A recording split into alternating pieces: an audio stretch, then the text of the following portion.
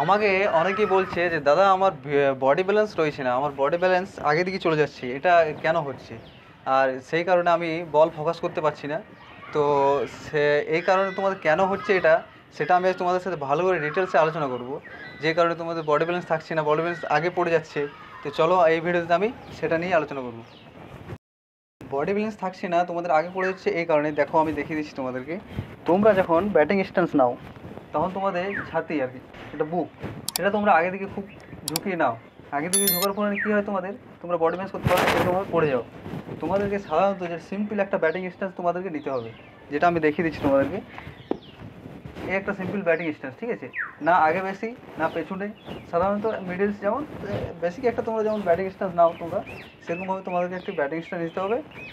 তাহলে কি, তাহলে তোমাদের আগে দিকে ঝুঁকটা থাকবে না, তাহলে কি তুমি পেছন দিকেও থাকবে না আগে দিকেও থাকবে না, সিম্পল একটা ব্যাটিং স্ট্যান্স থাকবে তোমার, যেটা তোমার সব হেড স্টিল থাকবে and back lift off stump থাকবে, ঠিক। আর তাহলে কী হবে, তোমার বলিং ঠিক ফোকাস করতে পারবে। আর বল আসার আগে তাহলে তুমি ব্যালেন্স হারিয়ে ফেলবে না, এবং শট কমপ্লিটভাবে ঠিক খেলতে পারবে। ঠিকঠাকভাবে ব্যাটস থাকলে শট তুমি কমপ্লিটভাবে ঠিক খেলতে পারবে। আর যদি তুমি দেখো এই তুমি এদিকে করো বেশি, তাহলে কী হবে, তুমি বল ফোকাস করতে পারবে না, তোমাকে এরকমভাবে পড়ে যাবে, ঠিক আছে? তাহলে তোমাকে কী করতে হবে, ব্যাটিং স্ট্যান্স ঠিক করতে হবে। সাধারণত যেরকমভাবে সবাই ব্যাটিং স্ট্যান্স নেই সেরকম সিম্পল নেবে, তাহলে তোমার বডি ব্যালেন্স ঠিক থাকবে। তুমি সম্পূর্ণ শট, সব শট খেলতে পারবে, অফ স্টাম্প লেগ স্টাম্প যেদিকে তুমি খুশি সেদিকে শট খেলতে পারবে।